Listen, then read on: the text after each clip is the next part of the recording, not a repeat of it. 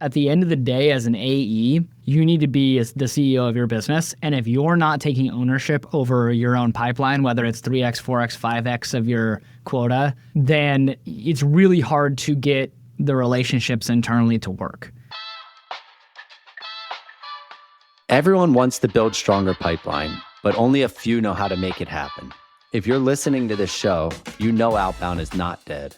You just need a little help building a system that actually works. Well, you're in the right place. I'm Todd Busler, and on this show, we're breaking down the plays, processes, and frameworks behind repeatable pipeline growth, straight from the people who built it. Let's get into it. All right, for all the listeners out there that are involved in the SDR program in your company, whether you're a leader, you're a VP of sales that's now taking over the SDR organization, you're going to love this episode with Austin Hitchcock. He's one of the few sales tech leaders that has been in his company for almost a decade. He joined Highspot, sub $1 million in ARR. They're well north of $100 million now. At one point, the team was 120 plus. He's been through every variation of comp structures and training and pod models and all different things that you've thought about. This person has seen and done. This episode's super tactical, gets into the weeds, but for anyone trying to improve their SDR function, this is a must listen. I hope you enjoy. Austin, how are we doing? Good, Todd. How are you? I'm great, man. I appreciate you taking some time and sharing some knowledge with the audience. I got to start with almost a decade at Highspot. Very rare in the tech sales circles. What keeps you inspired and excited in your role today? Yeah, I get that one a lot. Every stage of this journey has been fun. It's been interesting. It's definitely been different. I've had the chance to build the ADR team kind of from the ground up.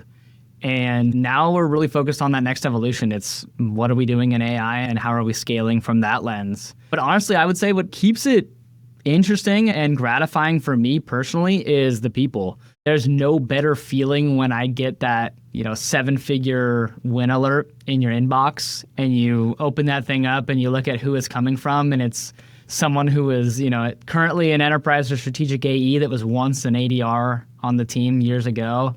I think that's a really, really cool thing and something that I certainly cherish. And Austin, give the people a little bit of background, like how big was the company when you got there? I think most people are well aware of what Highspot does, but maybe even just a quick intro in the space you're playing in, who you're selling to as well. Yeah, absolutely. I started at Highspot as one of kind of the founding SDRs at the time. We were 25 employees, and we were really just trying to find product market fit. We had a couple of customers, but we didn't really know what the space was going to be that we were selling into. Highspot today occupies a space in sales enablement, but that did not exist when we first started selling. And so a lot of it was defining who's responsible for enablement today. And back then, who we primarily sold to was dramatically different than who we sell to today. And so a lot of building out the SDR team at the time was getting feelers out there, building awareness, learning about the market, educating people on what we can help companies do. It's dramatically different now. Now you see VPs of enablement, C-suite even, caring about this. Lots of people in the space that practice enablement. Lots of change thus far in the 10 years I've been here and a lot of overlap and a lot of adjacent markets, but it's been a really cool space to watch. It's an awesome journey. I think a ton of people in tech jump around. I had a 6+ year run at a company. You just get to see so many different stages and chapters. I didn't know you were even that early, right? Which is like, what's that thing again? What space you in? And you didn't even know, right? Like you're trying to figure out like who are we selling to? What is the actual value or building on the fly, which is a fun stage, but very different. Now you've helped lead this major transformation or maturity of the entire ADR org. And I think what's interesting is, from the find product market fit, get your first, 20 customers phase. And then also you were leading teams during kind of the grow at all cost style. In today, 2025, what's a modern high performing outbound ADR function look like and mean to you? Yeah. Well, I think to start, I'll talk a little bit about where we came from because you just brought this up. The grow at all costs era for us was pretty crazy. I think back on it now, 5 years or so later, 4 or 5 years, like I guess you'd say, And the world looks a lot different. Back in the early days at Highspot, I would say we were on the front end of adopting technology to help SDRs prospect. We were also hyper aware of the perils of an engagement tool. So, I think back in the day, there were tools like ToutApp that were essentially just marketing, spam, if you will.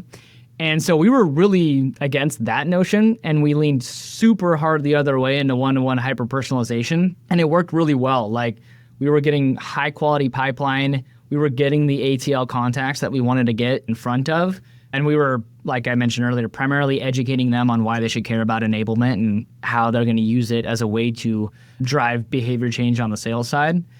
And it worked. It absolutely worked, but it certainly had a ceiling. So it wasn't scalable, right? Around 2020, 2021, we grew the team up into 120 SDRs globally and a ton of additional management layers. And that era was all about volume in a world of one-to-one personalization. So we had this goal as a business, and our VP at the time, his goal was to be in every single deal, which with our model didn't really make sense because we were at low volume, high quality. We wanted to make sure that we were not spending too much time on AEs, fielding meetings. And it helped us grow a lot. We learned a lot along the way, but for obvious reasons, it came at a cost, right? It was expensive to run. It got to a point where even though they were high quality meetings, AEs were not progressing the deals very well. We were in deals where we didn't really belong, and that made the rest of the go-to-market super inefficient. And so win rates dropped. AEs culturally, I think the PG culture that we had at the time was not optimal because of that, meaning AEs were being fed constantly, and so they could be a little bit nitpicky around the pipeline that came in. And so imagine as a prospect, you're like a VP at a mid-sized company, an SDR reaches out to you with hyper-personalized messaging, catches you on a cold call, what have you. You come to a meeting around a topic that you're somewhat interested in, but you're not entirely sure is something you want to focus on right now. And the AE is like doing additional qualification and essentially trying to treat you like an inbound prospect. And so that was the motion that we had, very, very inefficient in that regards. And so I'd say, shifting to your actual question, which was, what does a modern team look like today? It's way fewer reps. It's a team that is responsible for pipeline generation, but they aren't the only source. We try very hard to make sure that there is a strong pipeline generation culture across the business where every team that touches the customer has some sort of ownership on pipeline. Tighter relationships, that's key. So we used to live in a world where our ADRs had round robin patches where every lead and every meeting that they set up went to the next up AE. So they weren't able to drive a good relationship with those AEs that they were working with because they might be working with 10 different AEs at any given point in time. So now we've got a maximum of a 3-to-1 ratio. So any rep working with 3 or less other reps at any given point in time. And it's a patch model, right? So the accounts and territories they work on, they're shared with the other reps that they're in that patch with. So that's been key. And then Outbound itself is strategic. We're going above the line, we're multi-threading, we're scaling with processes and technology, not necessarily headcount. There's a ton to dive into, and most of this episode I think is going to be a lot more tactical than others, right? Because I talked to a lot of VP sales, CROs, and they're honestly not as close to this pipeline motion that you are. So I'm really excited to get into some of these tactics. And I think what's interesting about your background, Austin, is you've seen every flavor of pod structure, pairing, comp models. Is it a point system? Is it on the ops, right? What does the AE own, right? Like you've probably tested and iterated on every flavor of that, right? Before we get into some of the details, what's one thing you believe when it comes to building pipeline? And I say that because not just ADR motion, I agree with you, it's hand in hand, that others in the industry might challenge or disagree with.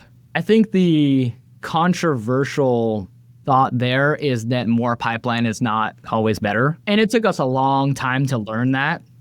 And we had to shift everything that we do, both structurally as well as process-wise, to be able to, for that statement to be true. But I do think that is a bit of a controversial take, that a lot of companies want to operate with more pipeline, more meetings is better. It just depends on what stage that you're at. I see a lot of, and I'm sure you can relate to this, a lot of people on LinkedIn talking about a comment playbook or pipeline for our pipeline playbook that we'll share with you. And there's a lot of good stuff out there, but like copying and pasting what other companies are doing and trying to apply it to your business is never going to work. It's like your golf swing, right? You're watching YouTube videos about how to fix your slice. Like you're not that person. You have a different body type, a different handicap. It's not going to work for you. And so I think that in general, that's probably a controversial take, one that others would disagree with, but I see it all the time on LinkedIn. 100%, 100%. There's just too many factors, right? How much money you raised, how much you're willing to pay to acquire a customer, like how long do they stick around, how big is your TAM? Like it's impossible, right? I agree with that. And it's becoming more of a common theme, even in this podcast alone. I recorded yesterday with the previous enablement leader at Wiz and App Dynamics. And he's like, people are just obsessed with this pipeline coverage. And it's like, look, at the end of the day, what we're trying to do is maximize the revenue, right? And like, there's a lot of different ways to get there. Yeah, how do you even define pipeline, right? Like it's so nuanced. What does that even mean? And we've changed that almost every year I've been here. And so at the end of the day, like what is pipeline to you? How do you do it now? Like tactically, right? There's some organizations that like, hey, we get a first meeting, there's pipeline. Others, go really strict and have this BANT stuff. Where have you landed in, 2025? I think there's always a balance between how much do you want to use your team to drive awareness versus qualified pipeline or revenue. We're very much on the far, other end of that spectrum right now, and it's closer to revenue. But there were times in which part of the goal was just to drive awareness. It didn't matter if the pipeline actually went anywhere. And so there's an ROI associated to that as well. But today, our reps are working tiered accounts with their account executives. Each AE and each ADR has an expectation of working a set of accounts that are in their top priority level. And from there, they're building out account game plans. They're relationship mapping the deals. They're figuring out a whole strategy, an ABM strategy, essentially, prior to even doing any outreach. And then the goal for my team is to drive qualified pipeline in the sense of like a stage 2 op. We track everything from outputs to meetings to conversion rates. But recently we moved to just compensating reps on that stage 2 opportunity, which essentially means that they have the right buyers identified and the company has communicated that they're going to solve this problem. They've got money aside to dedicate to this. And the likelihood of us either winning or losing is pretty high. And so depending on the segment, that can take 3+ months to get to that stage after the first meeting. And prior to this, we had a hybrid where we would pay reps on the meeting. So initial qualified meeting, and then once it moves to opportunity. And I was a big fan of that model because it felt like it gave the ADRs, SDRs agency in being able to control what they can control, because there's a lot of AE discrepancy when it comes to what exactly is a pipeline opportunity. I will say, though, I was wrong. We have increased our conversion rates from SQL to op 2x almost. We're a little over a quarter in now. And for obvious reasons, reps are creating less SQLs unless they're confident they're going to move to pipeline. But I think that the hidden thing that I didn't realize in transitioning to just an opportunity metric is the relationship between the AE and the ADR has never been stronger. And I think it's been critical for our PG culture because AEs now fully trust that their ADRs are in it for the exact same reasons as them. There's no finger pointing. There's no disqualification. There's no real bad behavior around who's getting credit for what. And that has removed so much friction internally. And so just as a business, we're much more efficient.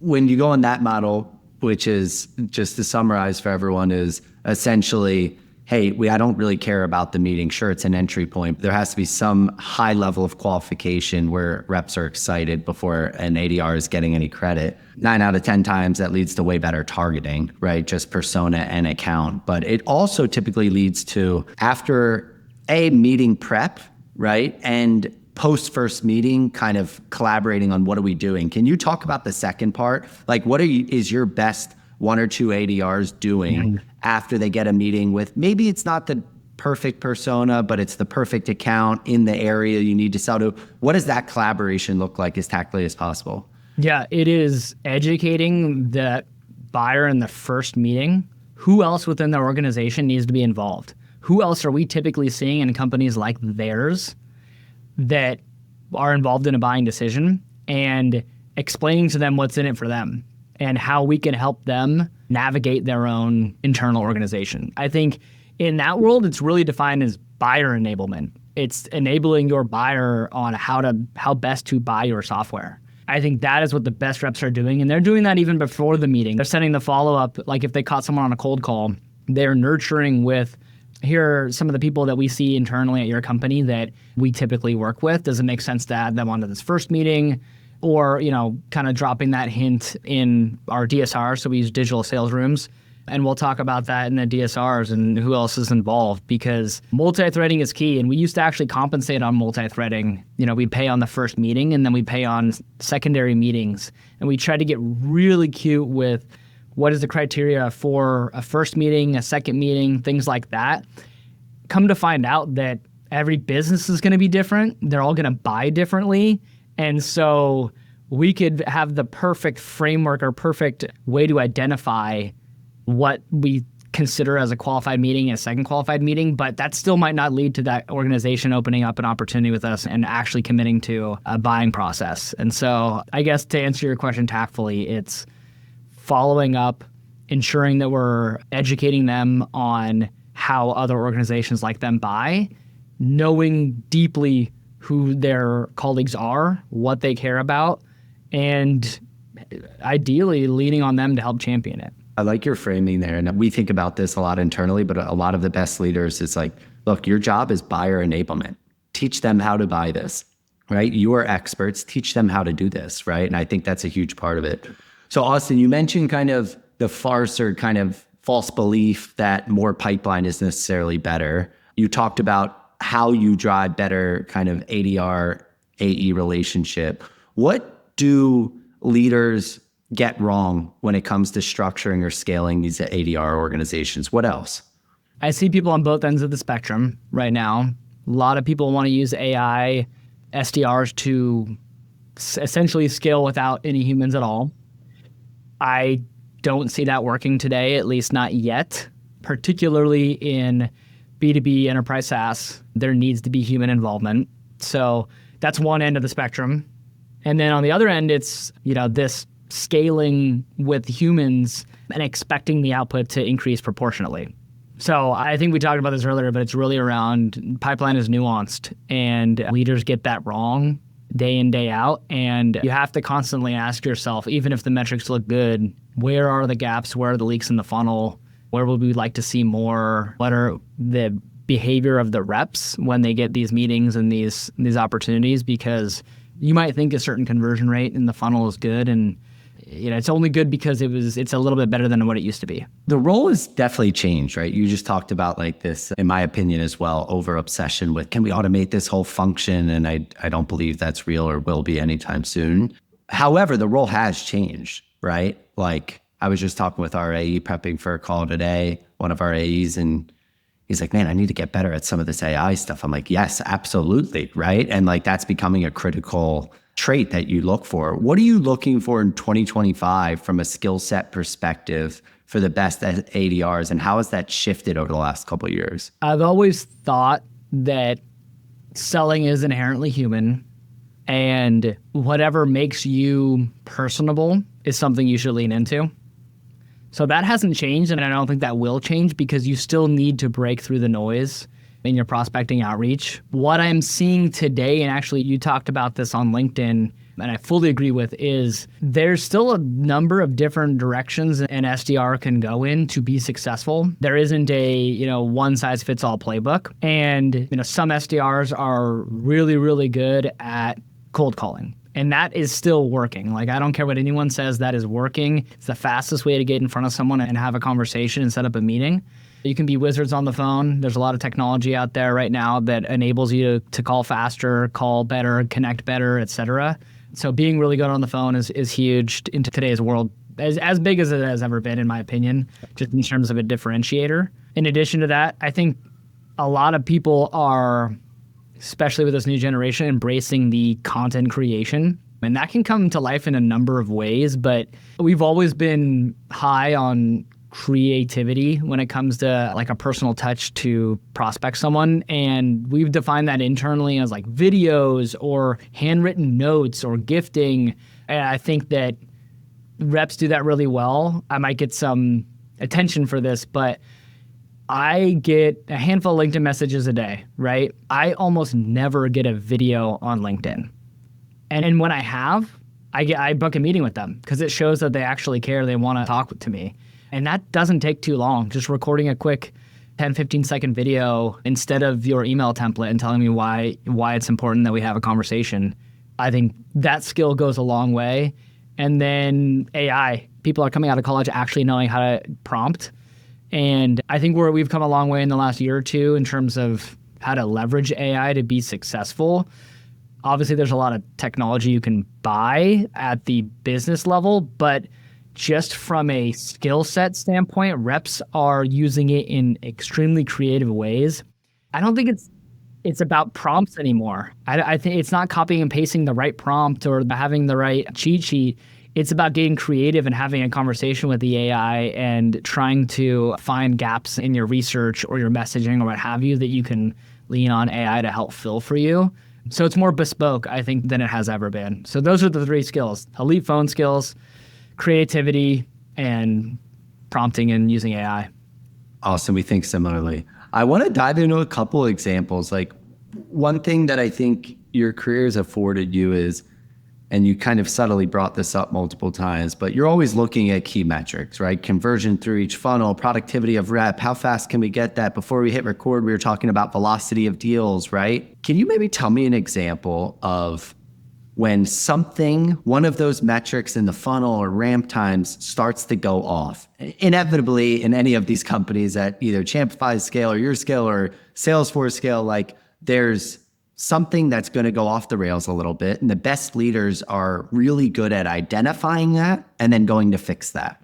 Is there maybe an example or two where you're like, hey, here's what I've seen and here's exactly how we go approach fixing it? In terms of like some sort of gap in the funnel? Yeah, I'll give you an example. Like I remember this vividly when I was at Heap. We had a new COO come in, very operational sound, best operator I ever worked for. And at one point we saw our meeting to op conversion rate drop by like 40%. Like it was like 6 out of every 10 meetings went to an opportunity. At one point it was 28%. And we're like, oh shit, it's really hard to make outbound work if this is the case. And we had a SWAT team and here's what we did. And is there any examples like that you have throughout your run that come to mind?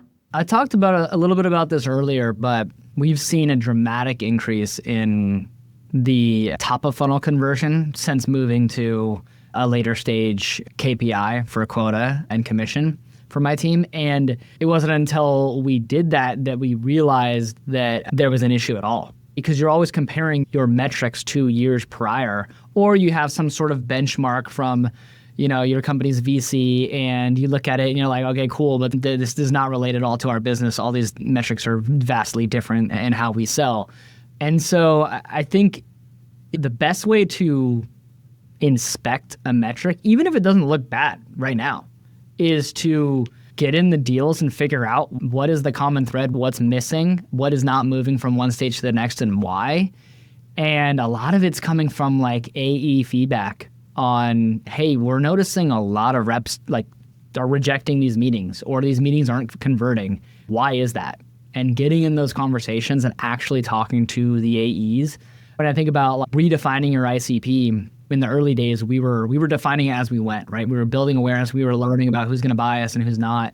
And I do think that targeting the right accounts at the right time and the right messaging with the right people, that's always going to help you build better qualified pipeline. But it's really hard to get that feedback unless you're talking to the field. I want to dig into a topic that I don't think gets talked about enough. And I believe with your tenure, you'll have some interesting things to say. I think a big part of the best ADR, BDR leaders out there is they're really good at influencing other parts of the organization. Specifically, what I mean is, you talked about comp having a big impact and driving efficiency.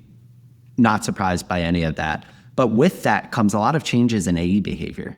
So how do you play your role of, look, you're not the boss of the AEs, right? But you do have to coach and influence their behavior. How do you go about that? Like, is this relationship building with individual AEs that you know have a lot of weight in the organization? Is this getting with the VPs of certain segments of the AE organization? Like, how do you go and make that work? I think it starts with establishing the relationships with leadership. It has to start with the PG culture, right? Like the sales leaders need to care and they need to be holding AEs accountable for their own pipeline. In other words, it doesn't really matter how much comes from different sources. At the end of the day, as an AE, you need to be the CEO of your business. And if you're not taking ownership over your own pipeline, whether it's 3x, 4x, 5x of your quota, then it's really hard to get the relationships internally to work. And what I mean by that is at Highspot, way more than half of our pipeline comes from outbound. We also have a notion of allbound, which we can talk about, but that's essentially inbound and outbound. And it all runs through the account development team. But if I'm an AE and my leader isn't holding me accountable to building 100% of my pipeline, so let's say 60% of that pipeline on average comes from the account development team, 10 or 20% from partner, and I as an AE am responsible for the remainder. Any given point in time, I've got to be building pipeline and I've got to be responsible for the 100%, not the 20 or the 30 sliver of the 100%, because if I don't get that, I'm going to fail regardless. And so it starts with establishing that expectation with the business, with AE leadership, and setting checkpoints to hold reps accountable. We do QBRs with ADRs and AEs that are joint, where they're coming to the table talking about the accounts that they are earmarked for, generating pipeline this quarter and what their specific strategies are for each account.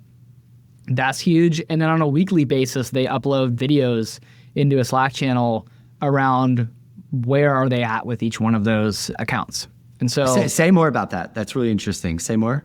The recording yeah, video. The videos. Yeah, so essentially each week as kind of a buffer in between our QBRs, AEs and ADRs together and independently are recording videos 5-10 minutes long, talking about their top deals that just entered the pipeline and what their strategy is to help them convert through the pipeline, as well as their next up accounts. So these are accounts that they've targeted, they've either already researched or they've begun prospecting with their ADR or SDR as a goal of getting them in the pipeline at some point this quarter. And that all goes back to driving the right culture with leadership and having those conversations. And then I'd say the final thing is leveraging best practices and talking about best practices across the go-to-market on who's doing what. Every AE wants to know, like, what are other SDRs doing for other AEs, right? Like, is my SDR kind of doing the right things for me? Could they be up-leveling in any way? I find the best AEs are always actually on the hunt learning from the top SDRs. Totally. Right? The ones that are like, no, I'm in my ways, I'm an OG, I've been doing this forever. The best ones are actually like, wait, what is this 23-year-old kid doing that I'm not doing, right? Like, what do I need to be copying? And the right organizations are learning both ways. It's a subtle point that I think really important that you just mentioned, though. Absolutely. And the best organizations have set up a world where the relationship between the ADR and the SDR, or AE and SDR, are mutually beneficial. And what I mean by that is, at least internally at Highspot, I mentioned our ratios. We have a patch model where an SDR will work with an AE on their patch and then likely two others as well, depending on the segment. But any given point in time, they have at least two AEs that they're working with. And I think that is super important, because then there's added incentive for each of those AEs to come weekly to each one-on-one with that SDR and game plan with them on how they're going to help them penetrate their patch. Because if it's just a one-to-one ratio, then there's no incentive for the AE to spend more time with the ADR other than, driving better alignment. But we want a world where the AE wants to spend more time with the ADR to make them successful so that they in turn drive more pipeline and make the AE successful. There's also this interesting thing, kind of a phenomenon that you see when the AE is so involved in the SDR's success and see how hard it is to go break into a key account with the right persona, the right potential buyer. You also see the inbound conversion go up because they appreciate it so much more that they're like, oh, I'm really going to prep for this. I'm really going to do my homework, et cetera. I was going to drill into what you meant by holding A's accountable, but I love your answer. Like, it's easy to, on a PG end of week wrap up call, to say who got their new business meetings, right? Where do events are we driving people to? Who's behind on the leaderboard? I love the video idea because it's not just saying, here's what we did, but here's also our plan. And naturally, you're getting this organic sharing across different parts of the organization and learning from each other. I think that's a super novel idea that I frankly never heard of. You mentioned the shift to the all-bound model. Why have you adjusted that model, and what are kind of the biggest one or two takeaways in either learnings or things you would have done differently? I think a lot of companies have struggled with, especially in the early days of the SDR world, fighting over credit for marketing source leads or outbound source leads. And at the end of the day, like, we're an account-based model. We sell, each rep internally is tied to an account, not a lead. And so there's so much that you can do as a SDR to drive interest by prospecting, whether it's via email, cold call, et cetera, that then gets the prospect to go to the website, download something, or request a demo that you influenced.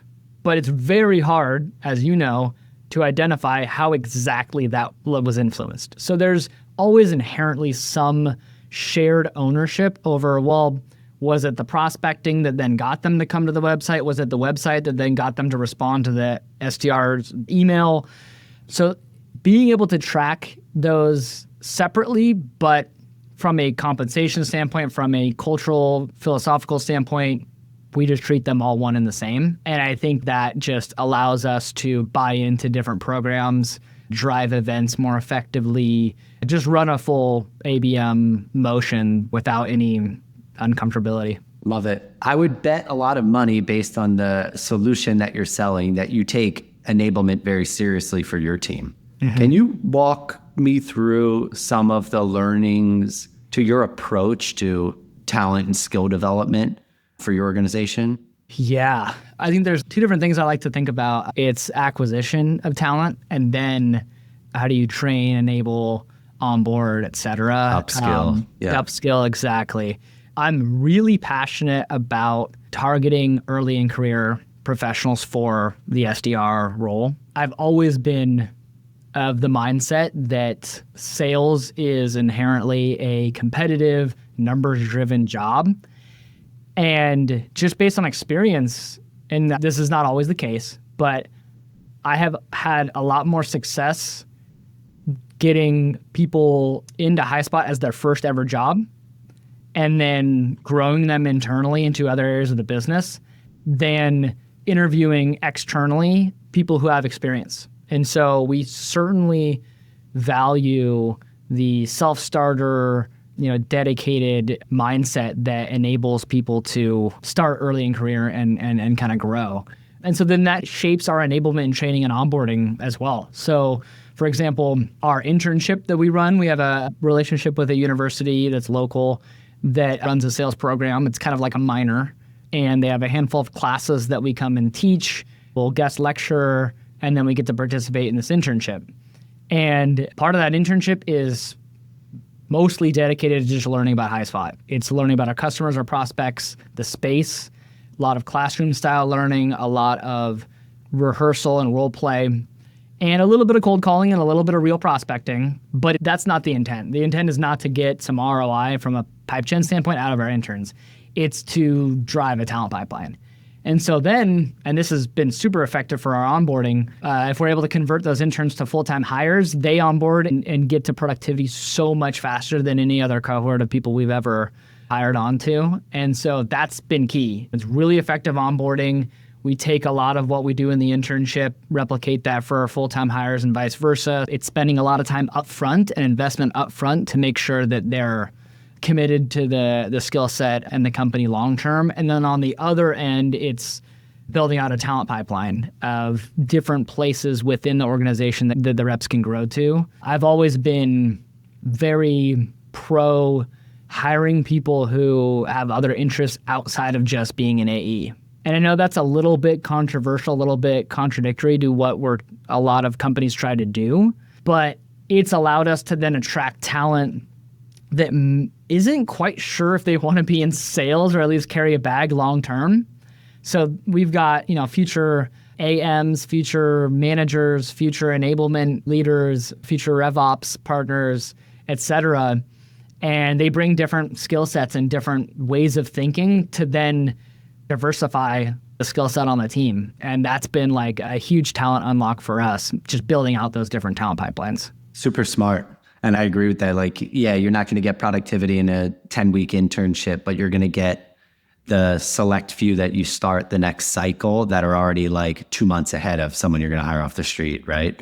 Super smart. Austin, you mentioned like AI literacy or usage from like a account research perspective or filling gaps or even like coming up with hypotheses on how you can help an account. You also mentioned the use of video. Where else are you seeing some gains or productivity outputs when it comes to AI today? I agree with you. I think there's a lot of AI-oriented tooling for the SMB seller, right? That's like very AI-driven, but there's actually not that much that's being used on the real like playing field for the ADR that is like, look, I have 30 accounts I'm trying to break into. So like, where are you seeing, if at all, some meaningful gains there? At a team level, we are starting to adopt AI as a way to augment outreach into our lower tier accounts, as well as contacts. And so the goal there is to free up our team's bandwidth to be able to spend even more time prospecting their tier 1 accounts and doing that hyper one-to-one personalization, as I mentioned earlier. And what that looks like really is we've got our tier 1 accounts that are that white glove experience. They have an account plan. They're highly researched. We've mapped the relationships. We're building out those game plans and talking about those in our PG meetings. It's a full ABM campaign with AE, the SDR, marketing, et cetera. Our lower tier accounts, we are like using AI to drive smart sequencing, a little bit of the SDR, AI-SDR concept, and enrolling them in these low profile campaigns that once that prospect then engages with us, that is when we're assigning a human to the response and to drive that meeting. So we're hopeful that that's going to drive a lot more efficiency because the conversion rates drop off so dramatically when it comes to, your ICP tiers and your contact tiers for that matter within those ICPs. And so if we can augment just a little bit of outreach to low quality MQLs, to low quality contacts within accounts we know we want to break into, but we're unlikely to see value in talking to that individual, that will then free up time for everything else.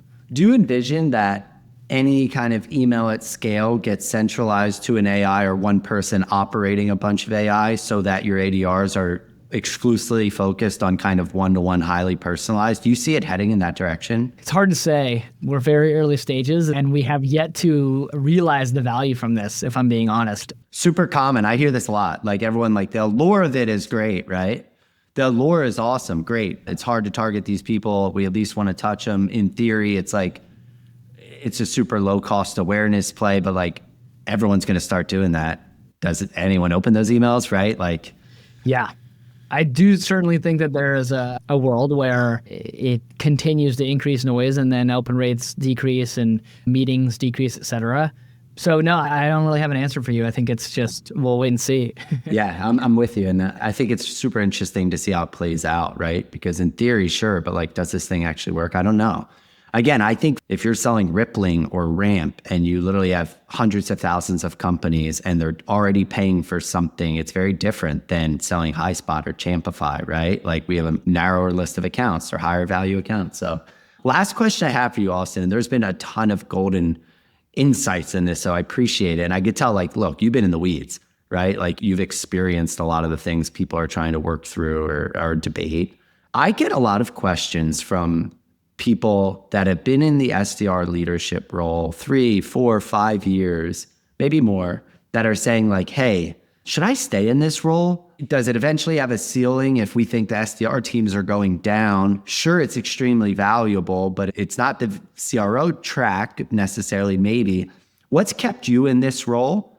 I'm sure you've had multiple opportunities to say, hey, I'm going to go be an AE or I want to lead a commercial team. How do you think about that, or what advice for similar people would you have? Yeah, that's a great question. And I think about that constantly. I've always had this notion of giving away your Legos, which if you're not familiar with it, it's taking on additional responsibility and handing away what you're currently doing to people on your team to be able to free up additional bandwidth to go do more things, right?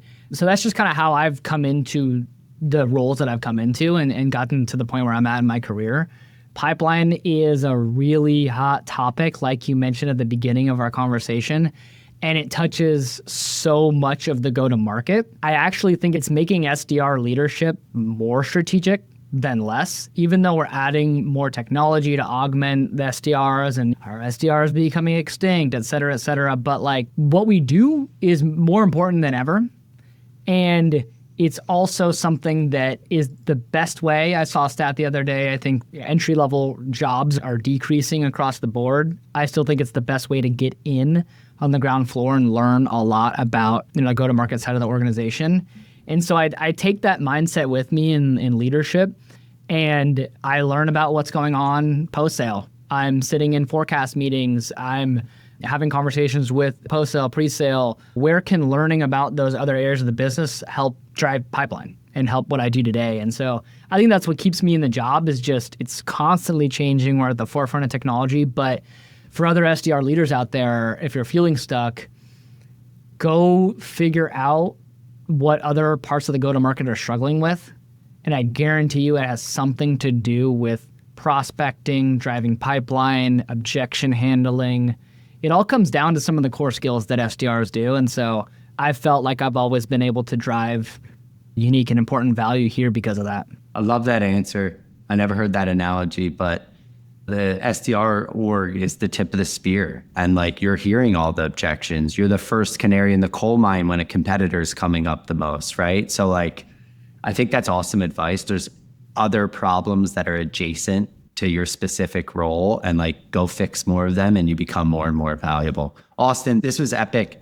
For people that want to follow along, Austin Hitchcock on LinkedIn. I follow your stuff. You write a lot of really good stuff with also, there's no slant or hidden sales pitch. You're just like, hey, this is what we're doing. Give Austin a follow. And also, I really appreciate you taking some time.